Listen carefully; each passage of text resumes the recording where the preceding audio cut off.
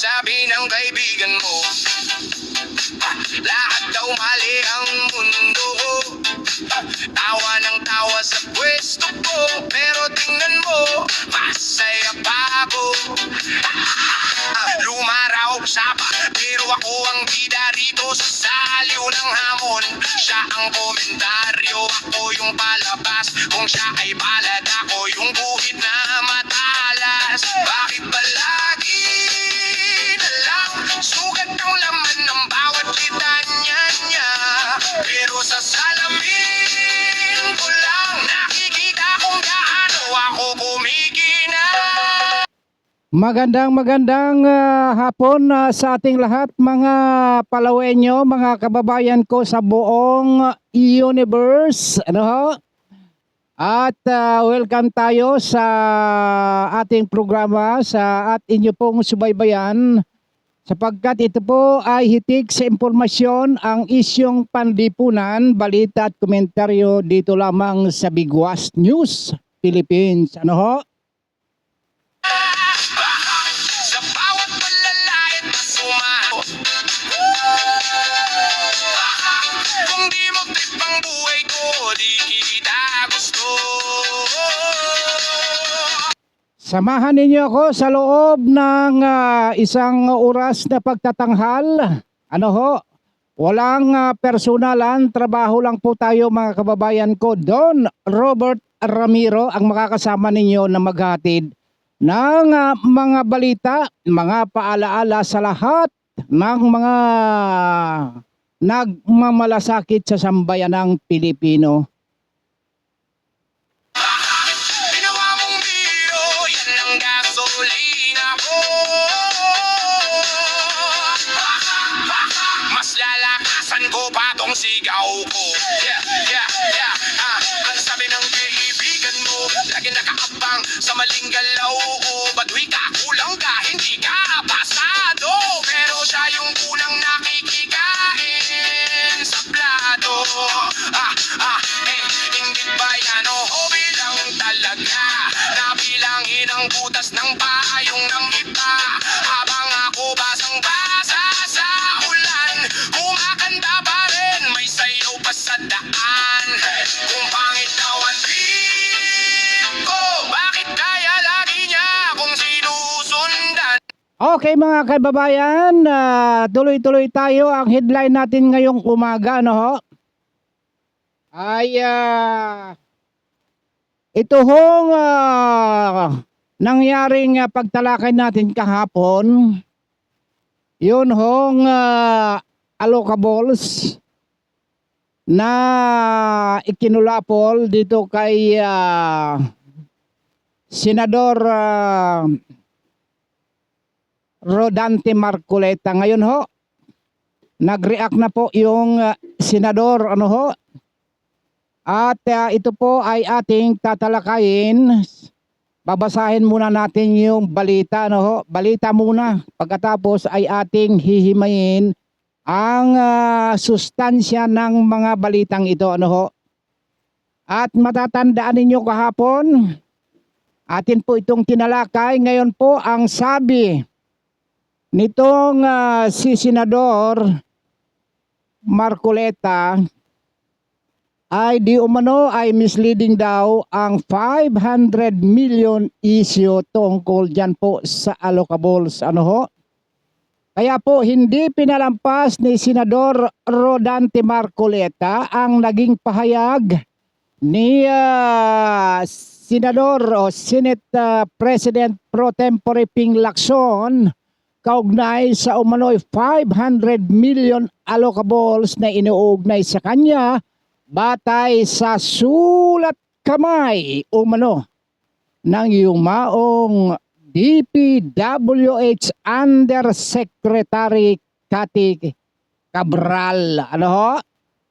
Kung ang pag-i-endorso ng mga proyekto sa DPWH ay basihan ni Senador Lacson, ang pagpapaimbestiga kay Rodante Marcoleta, hindi ba't halos lahat dapat ng mga senador ay iimbestigahan na rin? Yan ho ang diretsang sinabi ni Senador Rodante Marcoleta. Ano ho? Sabi ko na sa inyo eh, papalag at papalag yun eh. Ayon pa sa senador, ang simpleng pagrekomenda o pag-i-endorso ng proyekto ay matagal ng bahagi ng proseso kung saan inilalapit ng mga mambabatas ang pangangailangan ng kanilang mga nasasakupan sa mga ahensya ng gobyerno. Oho. Samantala, nilinaw naman ni Senador Lacson, nilinaw niya na ibig sabihin, nilinaw niya na noon na hindi niya direktang inirekomenda ang investigasyon laban kay Marcoleta. O meron ho pasubali, may ibig sabihin may pag-aalinlangan. Ano ho? May pasubali. Ano? At yung balitang ito, ano ho?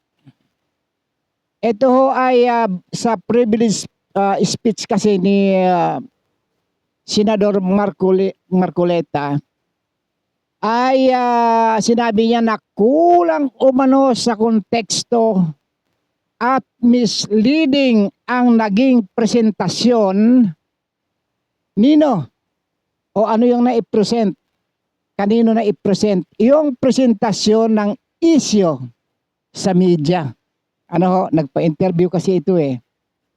Na siyang dahilan para magmukhang agad siyang may kinalaman sa katiwalian kahit wala pang napatutunayang irregularidad.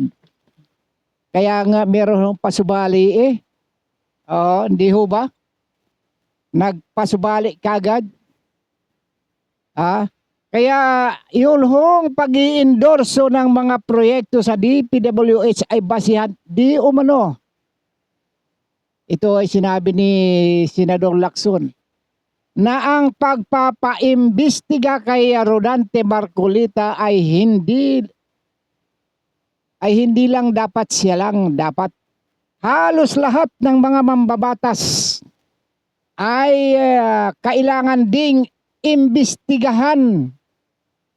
At ayon pa sa senador, mga kaibigan ko, ang simpleng rekomenda o pag-i-endorso ng proyekto ng matagal ng bahagi ng proseso kung saan inilalapit ng mga mambabatas ang pangangailangan ng kanilang nasasakupan sa mga ahensya ng gobyerno ay nilinaw ni Senador Lacson na hindi niya direktang inirekomenda ang investigasyon laban kay Marcoleta.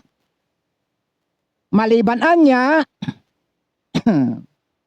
kung mapapatunayang merong ghost projects o substandard ang mga naturang proyekto. Dapat tinanong mo nasaan na yung proyekto niya, saan ba niya inilagay. Dapat kumpleto yung ano mo, yung pagre-report mo, no? Paglalahad mo sa media. Hindi siguro natanong sa iyo ito. Pero pagka ako nandun tatanungin kita saan ba nilagay yung kanyang proyekto, saan bang lugar? Ano?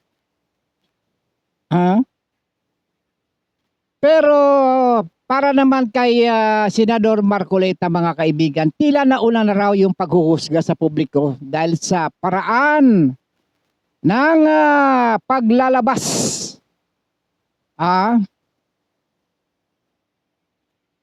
Yun hong paglalabas ng mga pahayag.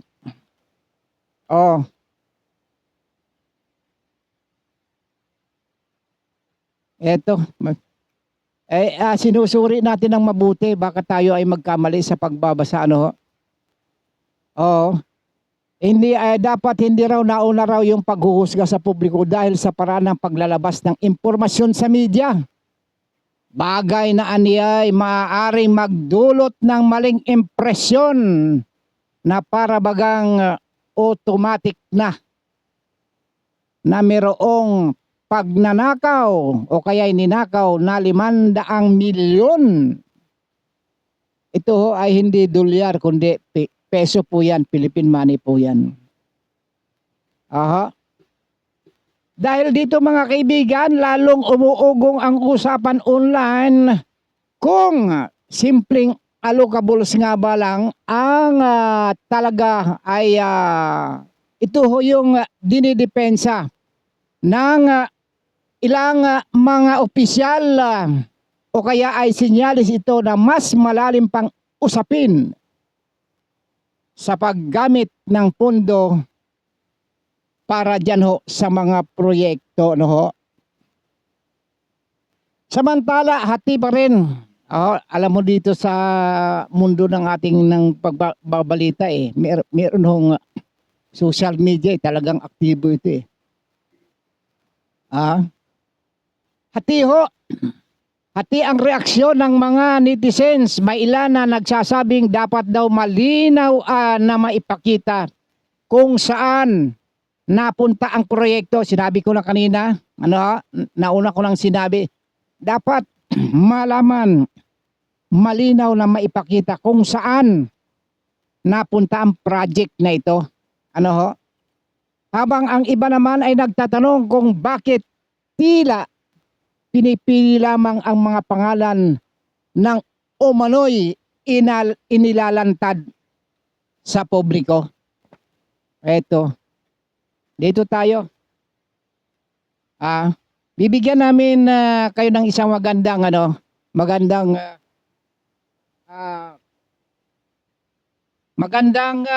pasimulan. Eto. Galing, galing yung mangurap, galing yung tumanggap, buhaya hanggang na kay di masarap, galing yung matanggap, kami ang naghihirap.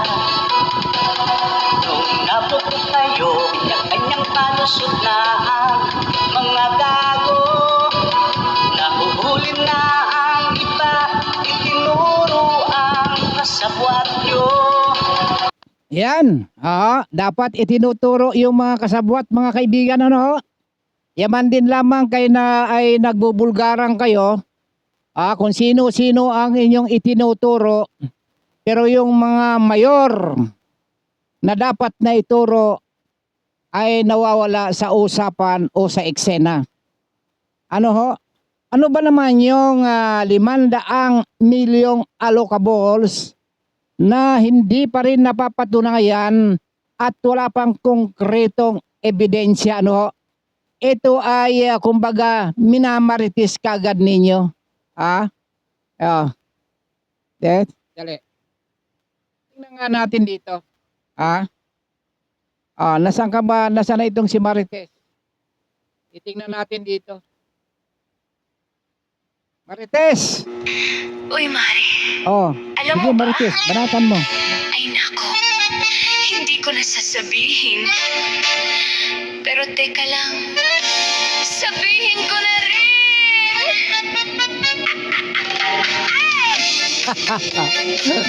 Ay, nako. Sa umaga pa lang, chika na ang dala.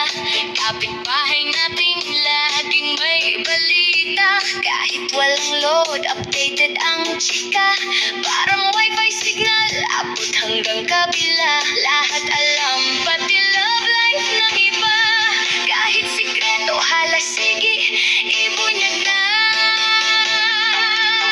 Maris ka nga, walang preno ang dila.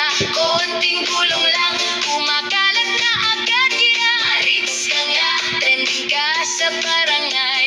Breaking news ka, kahit walang patunay.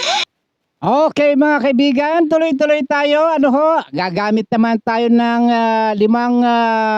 itong formula ng pamamahayag 5 Ws and 1 H. Ay nako, Senador Ping Lacson. Ano ho ba ang ibig sabihin noong saan ko ba nailagay kahapon kanina? yung pananagutan mo sapagkat dapat meron kang pananagutan sa bayan, huwag kang fake news. Kadami-dami nyo ng mga babala, huwag daw magkalat ng fake news. Pagkatapos ito pa, wala pang konkretong ebidensya, kumbaga hearsay. Wala pang ano. Pag sinabing hearsay, marites po yan mga kaibigan. Ano ho?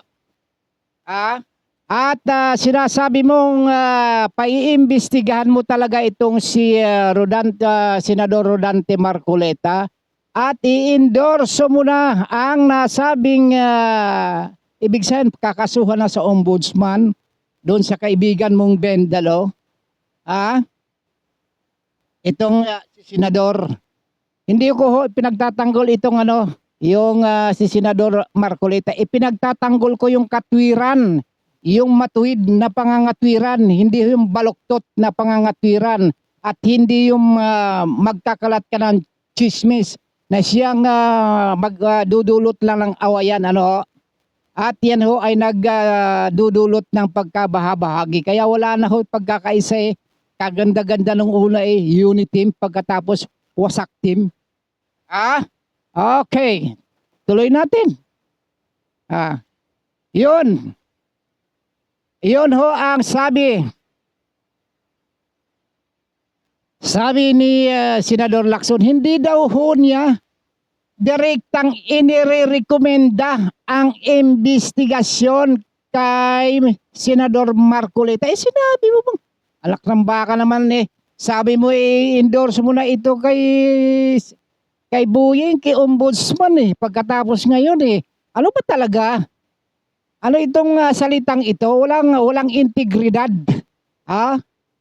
Walang patutunguhan kumbaga sa salitang bakla ito.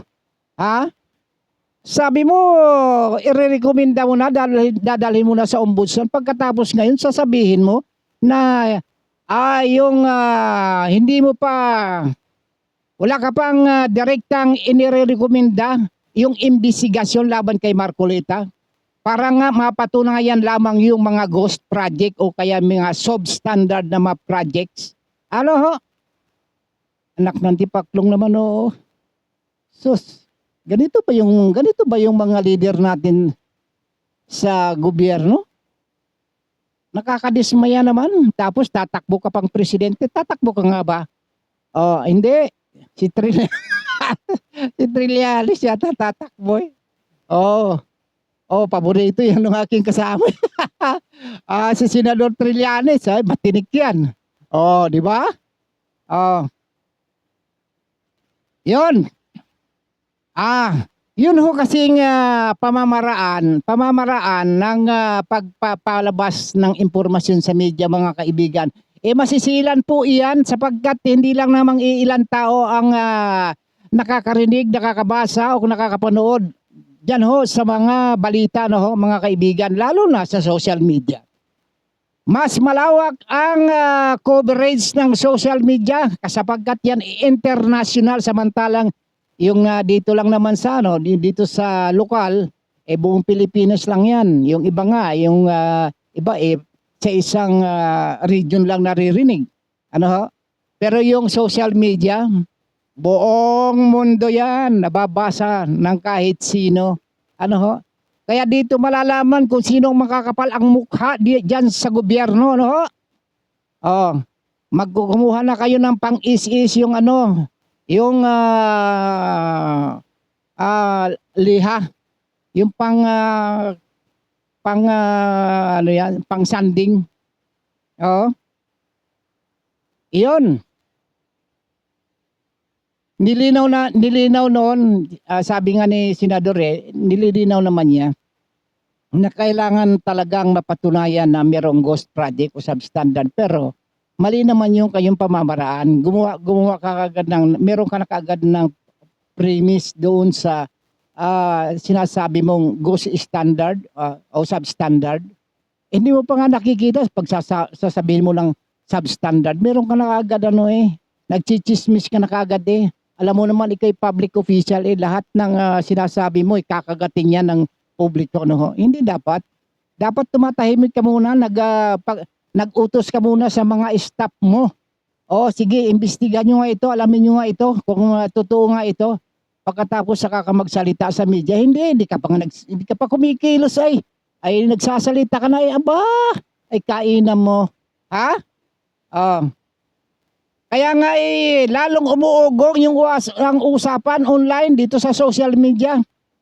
Yung sinasabing allocables, normal daw lang ho yan na binibigyan yung mga mambabatas para sa pangangailangan ng kanilang mga constituents. Constituents. Ano nga ba? Pasensya na kayo mga kaibigan ko ha. Oy! Ha? Teka muna. Okay, titingnan muna natin ha. Galing Ang galing eh. Galing tumanggap, buhaya hanggang na kay di masara. Galing yung matanggap, kami ang Okay mga kaibigan, ano. Samantala, sabi ko na nga kayo sa inyo kanina eh. Di ba? Hati yung pananaw. Yung obserbasyon ng mga netizens, yung mga tao, hindi lang sa buong Pilipinas, sa buong mundo na nakakapanood ng ating broadcast na ito, mga kaibigan. Hati ho. Hindi ho masasabing 100% ito eh. Hindi ho. Ako nga, marami akong baser. Manigas kayo. Oy, Kuyang Alfred. Kuyang Alfred Bayani, ano ho? Shout out para sa iyo. At kahapon, no, may yung mga nanonood ay magano kayo, magkomento kayo. At kung meron ho kayong nais na iparating na nais nating talakayan, ikomento po ninyo mga kaibigan ko, no. Gaya ng sinabi ko hati-hati yung hati-hati ang pananaw ng mga kababayan natin. Itong si Kuyang yung kasama ko, si Kuyang Baby Puertes. Gusto talang ipakulong itong si Senador Marcoleta. Di ba?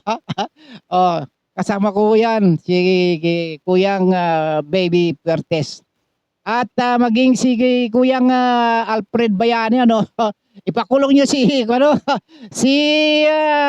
Senador Marcoleta. Hati naman kami. Wala akong sinasabing gano'n, Nabasa ko lang ho doon sa kanilang mga komento sa social media, maging dito ho sa page ng Bigwas News Philippines. Dito sa mga sa mga kabatsmates ko, tahimik ang mga tinamaan ng magaling na ito palay pa naman ang post ko di sa group chat namin, subaybayan ninyo, hindi man lang nag-share ha. Binabanggit ko pa naman yung pangalan ninyo, huwag naman gawin niyo mag-share naman kahit paano, kahit isa lang. Hindi ho kami nakikiusap. Marami namang tao okay, tuloy-tuloy tayo. Meron ho kasing lumabas sa Inquirer mga kaibigan. May lumabas na balita dahil sa pahayag ni Senate Pro Tempore Blue Ribbon Committee Chairman Ping Lacson, na binabanggit niya na mayroong 67 na mga mambabatas, mga kongresista. Noon pa ho itong 2022 na dumoble ang bilang ng mga kontraktor sa sarili nilang flood control projects. Ang ibig pong sabihin niyan, mga contractors, 67. Eto naman, Senador Ping Lacson, baka nagmamaritis ka na naman dito ha. Patunayan mo 'to yung mga pangalan na ito, banggitin mo ito. Baka mamaya kung saan-saan mo naman itong hagilapin ito, baka mamaya may pangalan ng mga piatos-piatos dito ha. 67 na mga contractor. Sino-sino sila? Yan ay dapat namin malaman. Talagang bubusisiin ko talaga ito. Babantayan ko ito kung sino-sino ito. Para baka mamaya tapunan tayo ng putik dito Ah, Huwag sana yung maleta. Hindi ho kami tumatanggi sa maleta basta't yung legal. Hindi po yung illegal. Ay, mali po yun. Galit kami sa mga illegal. Pero sa legal, yan kami. Yan kami, ipalong-palo kami dyan mga kaibigan. Ayon kasi kay Senador Lacson, kabilang umano sa natuklasan. Anong oras ba tayo? Kabilang umano sa natuklasan sa investigasyon ng mga mambabatas. Hindi ko kayo mga mambubutas mga kaibigan. Itong mga mambabatas na ito, 67 kayo sinabi ni Senador Ping Lacson na may direktang koneksyon sa mga proyekto na kanilang ini-endorso o kaya pinunduan na kayo rin naman ang nakinabang. Ay, nako. Oy, gising. Pero ngayon, meron hong panibagong hamon naman ang ibinato ni Senador Lacson sa kanyang mga kritiko. Oy, Senador, hindi naman ako kritiko mo. Nagbabasa lang ako Nagbabasa lang ako ng mga sinasabi ninyo inuulit ko lang para malaman yung mga meron hong mga senior citizen na hindi gumagamit ng cellphone. Hindi sila literate diyan sa mga cellphone. Kahit ako nga, ignorante rin ako minsan. Nagpapatulong ako dun sa anak ko para ano bang gagawin ko rito? Bakit naghahang tong telepono ko? Hindi ko malaman kung anong gagawin ko baging sa computer Illiterate pa rin ako dito Kaya maraming mga ka-senior citizen, yung mga ka-senior ko, mga kaidaran ko, na hindi gumagamit ng cellphone, hindi sila literate gumamit. Kaya sa pamamagitan na lamang ng panunood itong ating ginagawang broadcast dito nalalaman. Binabasa ko lang naman ito, Senador. Wala tayong masamang tinapay dito, sapagkat yung panibagong hamon mo na yung sa iyong mga kritiko, matapos nga sabihin na naglabas umano ng ebidensya ang mga dapat anya maglabas ng mga ebidensya ang mga bumabatikos sa Senate Flood Control Probe o dyan sa Blue Ribbon Committee sa halip na magkalat ng fake narratives. Nung nabot tayo, kanya-kanyang palusot na ang mga gago. Hindi yan. Pambihira ka naman Bakit naman yun ang galing-galing nun Huwag yun. Dito muna tayo. Uy, Mari. Yan Alam mo ba? Huwag kayong ganito. Hindi ko na sasabihin. Sinasabi ko. Ay, Pero nako. teka lang. Sabihin ko na rin.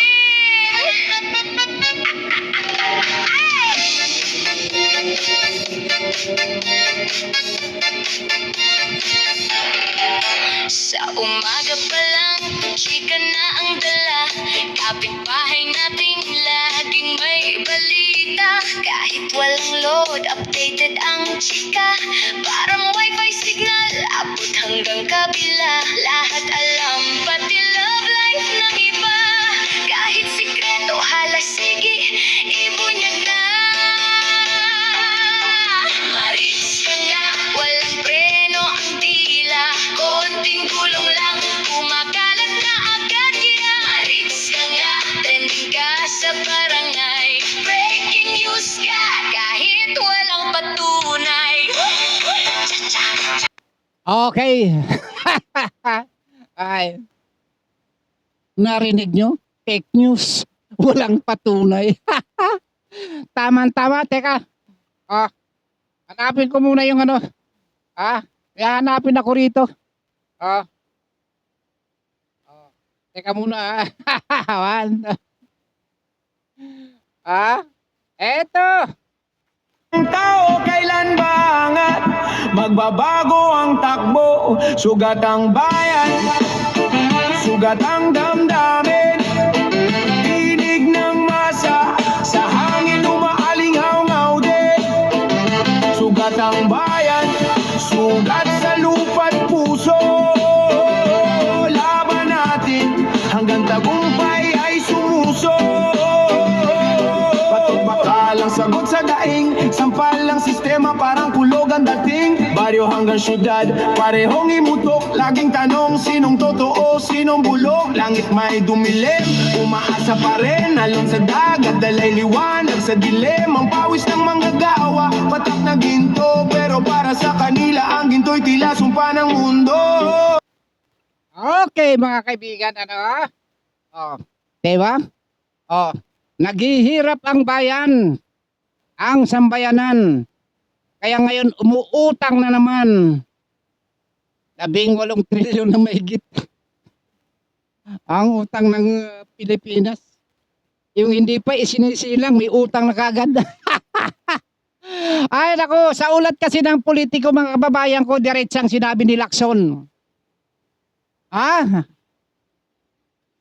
Direktang sinabi ni Lacson na pangalanan umano ang mga contractors at patunayan ang mga aligasyon. Ikaw ang may sabi niyan, ngayon patunayan mo. Ikaw may sabi dito eh. Huwag anya magpakalat ng fake news o kaya fake narratives. Naratibo mo ito eh, hindi ba? Ikaw may sabi nito 67 umano na mga kongresista ang involved sa flood control projects anomalies. Ito ay lumabas, sinabi noong 2022 pa. Ano na ngayon, 2026. Dahil dito mga kababayan ko ay samot-saring reaksyon mula sa netizens.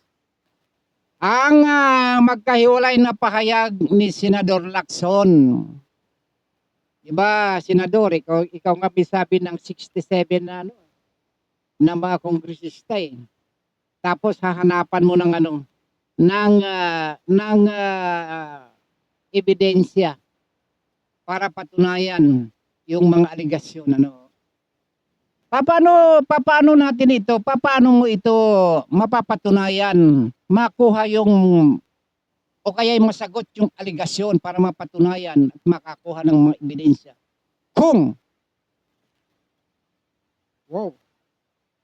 ang mga dapat na imbitahan para magpatunay o magtigo yung mga witnesses na nagboluntaryo na magpahayag ng kabulastugan dyan sa anomalya sa flood control, bakit isinasangkalan mo yung yung committee report na dapat munang pirmahan? Mabigat ba naman yun? Mabigat ba namang usapin yun? At saka isa pa, bakit tataka naman ako rin nagtataka ako, hindi naman sa wala akong masabang tinapay dyan. Bakit mo inaapura mo? Papirmahin mo kaagad. Ano bang issue doon kung hindi sila pumira at hinihintay nila na kailangan munang matapos yung investigasyon bago nila pirmahan yung buong report ng Blue Ribbon Committee? Bakit kailangan pa paghati-hatiin? Ano ho ang motibo rito? Meron ho bang itinatago? Meron ho bang dapat na isingit? O kaya meron bagang may patago na layunin o kaya ay gagawin para merong mga taong mawawala, hindi masasabit doon sa committee report? Tama ba ako? Mali. Malaki tama ako.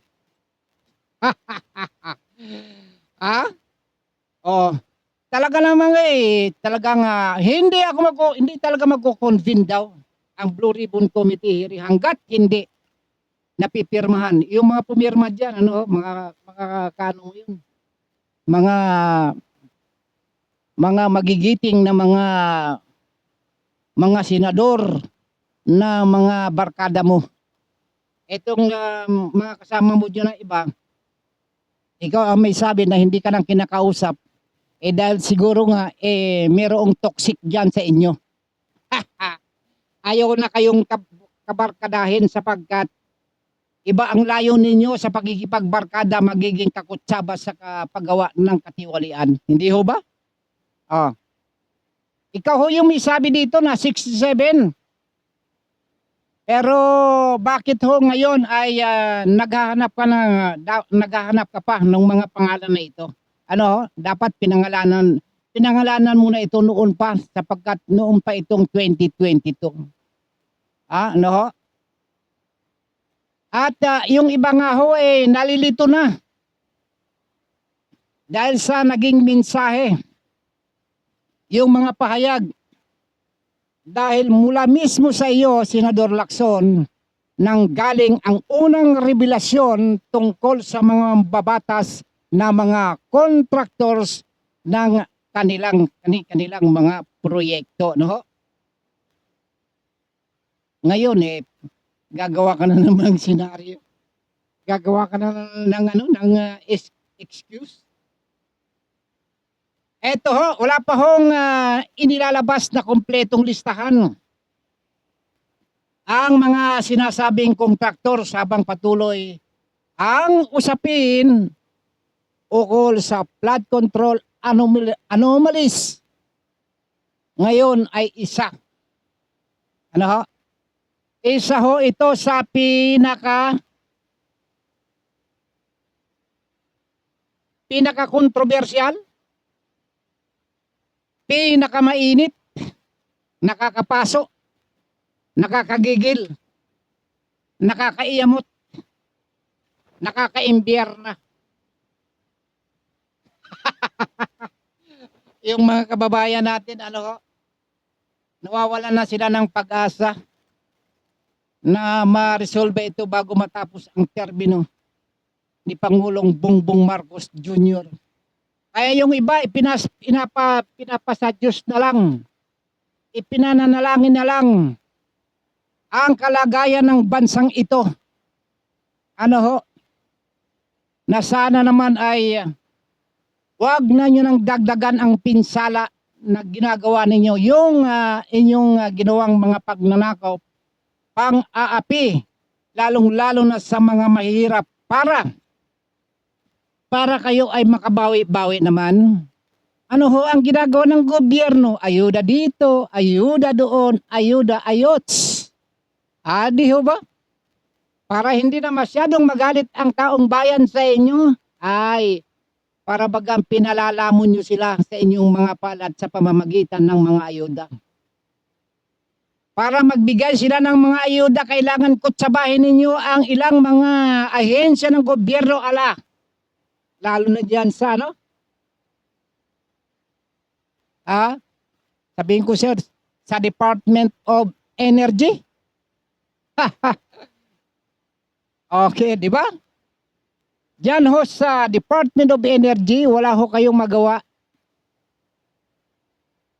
Sa presyo ng langis. Ano ho? Ano? Uy, Mare, alam mo ba? Ay nako, hindi ko nasasabihin. Pero teka lang, sabihin ko na rin!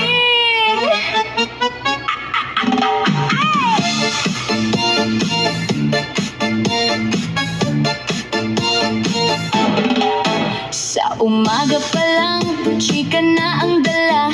Kapitbahay nating laging may balita. Kahit walang load, updated ang chika.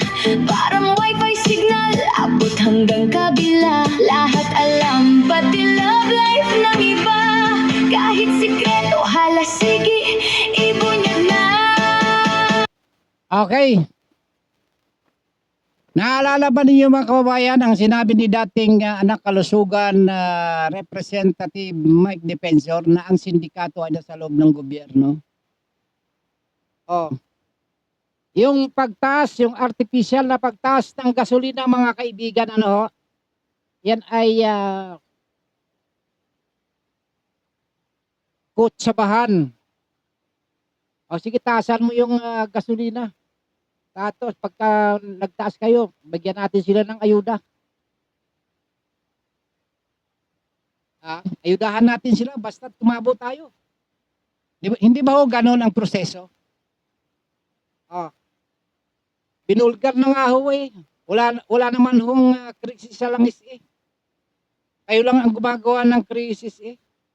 Ah, para ika nga ay triplihin ninyo ang presyo ng gasolina pagkatapos niyan ay magbibigay kayo ng ayuda para ika konsuelo di bubo. Ginagawa niyong bubo yung mga tao. Yun hong mga sa transport group. Pinapahirapan niyo pati publiko. Eto. Balik tayo dito ano, sumigway lang tayo ng kaunti. Etong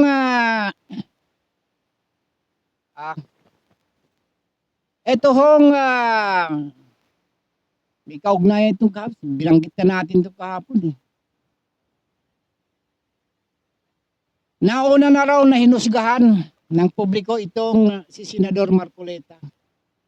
Dahil nga sa pagpapalabas ng impormasyon sa media na nagdulot ng maling impresyon na tila bagay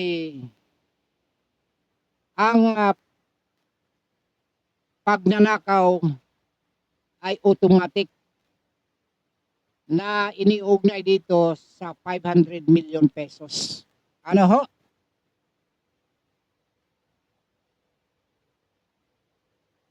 Ngayon, ang mga kabayan natin, ano, talaga namang unsyaming-unsyami eh. Sapagkat ang hindi ho matukoy ngayon kung talagang sino ba talaga yung mastermind. Kung sino-sino na lamang pinararatangan dito eh. At pagkakasabi mo nga ay kahapon tinalakay natin yun na walang overall mastermind dito sa blood control anomalies. Hindi ko ba? Kaya meron hong isang abogado. Meron hong isang abogado na nag-react sa pahayag ni Senador Lacson. Kaugnay ho nga dyan sa flood control anomalies. Ano, na kung saan ay sinabi niya na wala di umanong nakikitang overall mastermind sa naturang kontrobersiya. Alam na this. Sinong tinutukoy mo? Alam na this kung sino ang tinutukoy mo, Senador. Talagang kaya nga hindi na tinutuloy-tuloy itong ano eh. Dahil talagang pupunta dun eh. Doon sa mastermind eh. Ayon nga kay Lacson ay walang overall mastermind. I don't think there is an overall mastermind driven by greed, parasitic. Kakainin ito. Yung mga pahayag mo, babalanda din sa ito. O, balang araw, hindi ho mangyayaring hindi ho lalabas ito. Matapos man ang termino ni PBBM Jr., lalabas ito. Tandaan ho ninyo mga kababayan ko. Lalabas to. Kung hindi man kayo nausig ngayon sa panahong ito, pagdating ng araw may pag-uusig na darating sa inyo. Kung hindi kayo inuusig ng inyong konsensya, pag hindi kayo inuusig ng inyong kapwa-tao sa inyong pandarambong, baka usigin kayo ng nasa itaas. Tandaan nyo yan. Sana hindi ako nagkamali, ano? Sapagkat umani nga ho ng napakaraming reaction nito sapagkat yung isang abogado, babanggitin ko ng pangalan niya, hindi ho ako may sabi nito, si Attorney Neil Abayon. Yun ho ay kanya pong na-post sa social media, ano ho, na kung walang mastermind, di hanapin mo. Ikaw ho dyan nasa Blue Ribbon Committee. Trabaho mo yan, tungkulin mo yan para hanapin kung sino ang mastermind. Paano mo ba hahanap yan? Anak ng baka, ikakatwiran mo yung pagpipirma dyan sa kalahating report ng Blue Ribbon Committee para maipasok mo na doon sa ombudsman para mairekomenda na ng kung sino-sino ang dapat nakasuhan. Ang tinatarget ko lang naman talaga dyan si Senador Chis Escudero at saka itong si Senador Villanueva. Yan ang gusto nyong targetin dyan May sinampula na nga kayo? Ano ho? Eto. Hanapin ko yung sample. Eto yon. May sampula dito Kawawa naman yung mama ang nasampulan. Ano ho? Ito hong dating Senador Bong Revilla. Lalong lumalakas ang depensa ng testigo. Yung testigo ng prosecution sapagkat umaamin na hindi talaga nag-abot ng pera kay dating Senador Bong Revilla.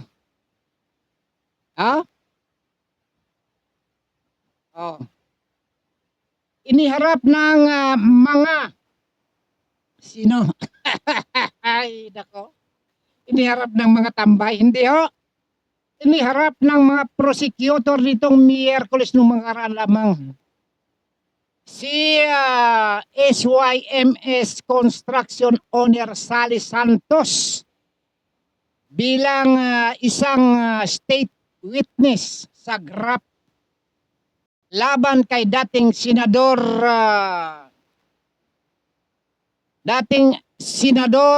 Bong Revilla kaugnay ng umano'y ghost project sa Pandi, Bulacan. Ano? Mga prosecutor na ito nagsabi. Pero sa mismong pagdinig, sinabi umano ni Santos na wala siyang personal na inaabot na kas kay Revilla. Bagay na agad na umugong online matapos iulat ng Manila Times. Sino nagulat? Manila Times po. Eto, nagdusa na yung tao. Ang mga prosecutor na nagsabi. Pati yung witness, wala talaga akong binigyan na pera kay Senador Bong Revilla. Kawawa naman yung mama.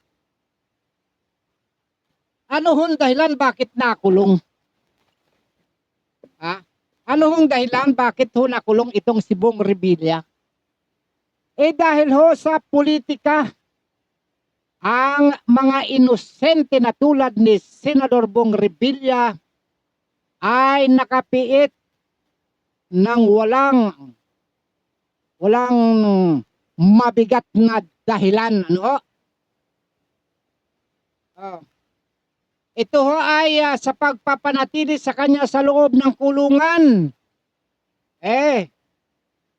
Mula nang simulan ang pagdinig sa kanyang kaso, wala ni isa mang testigo ang nakapagturo sa kanya na tumanggap siya ng pera mula sa pondo ng flood control.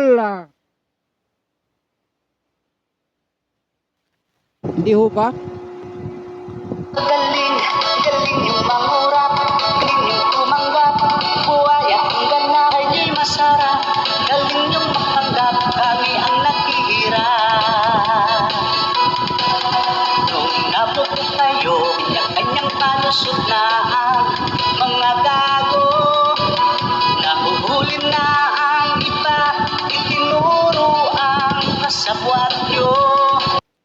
Hindi ba itinuro yung kasabot nyo? Ay nako. Tuloy natin, gayon pa man ang pinal na desisyon ng korte sa naturang kaso ay nagpapatuloy pa rin ang paglilitis habang hinihintay ng publiko ang buong detalye ng testimonya ng iba pang ebidensya sa kaso. Ibig lamang sabihin mga kaibigan ay meron pang hinihintay na mga ebidensya.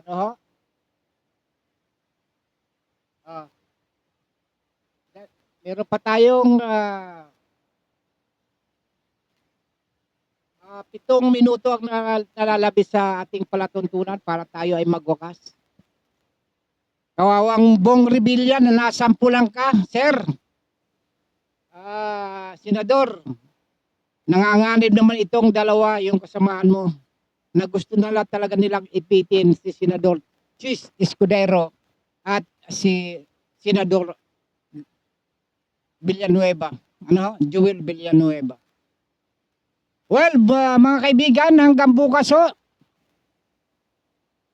Bukas ay patuloy ho tayo sapagkat tayo ho ay kinakapos na ng oras.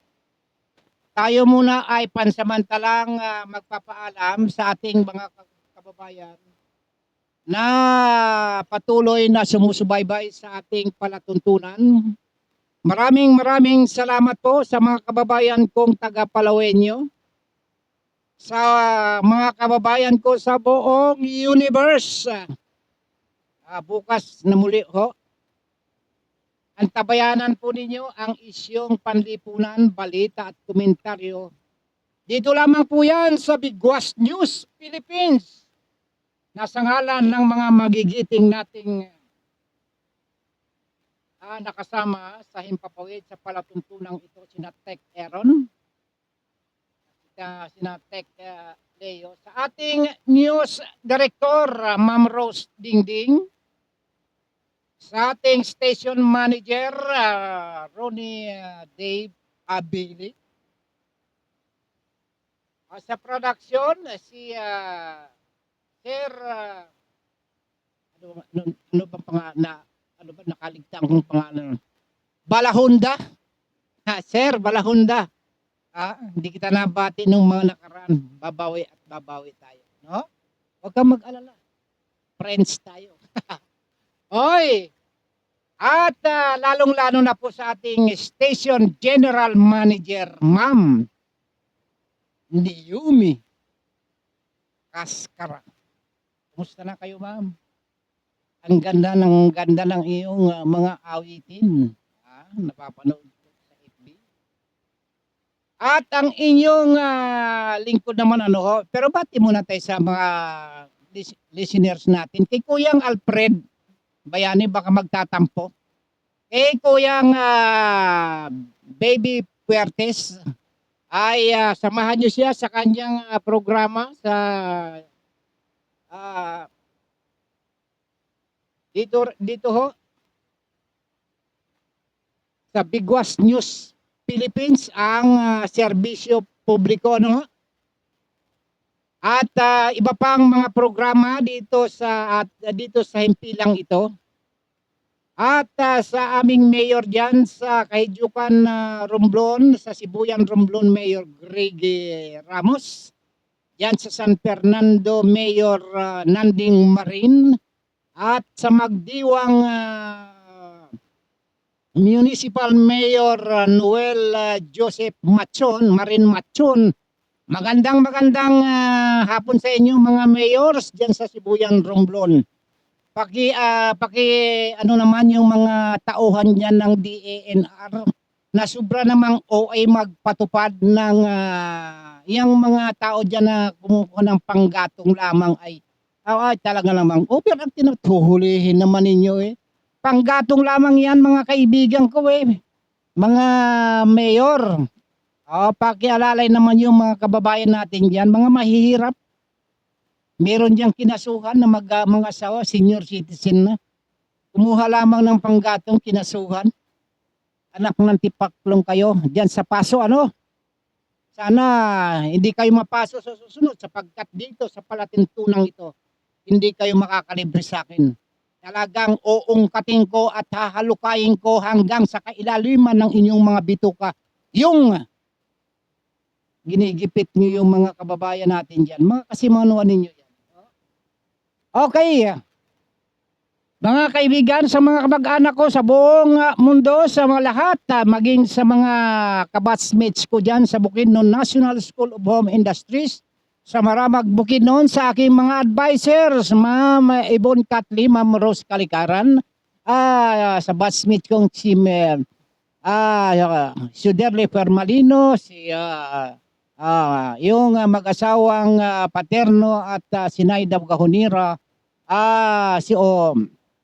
si Esperidion Ligayada, dating Comelec officer, at Engineer Jimmy Apostol ng consultant ngayon ng National Irrigation Administration, Engineer Jimmy Apostol, Danilo Lagahit, Catherine Hamis, at Evelyn Lantong, at Vilma Kabantog. Ang inyong nakasama sa loob ng isang oras na pagtatanghal sa programang Isyong Panlipunan, Balita at Komentaryo, ang inyong nakaulayaw. Yours truly, Don Robert Ramiro.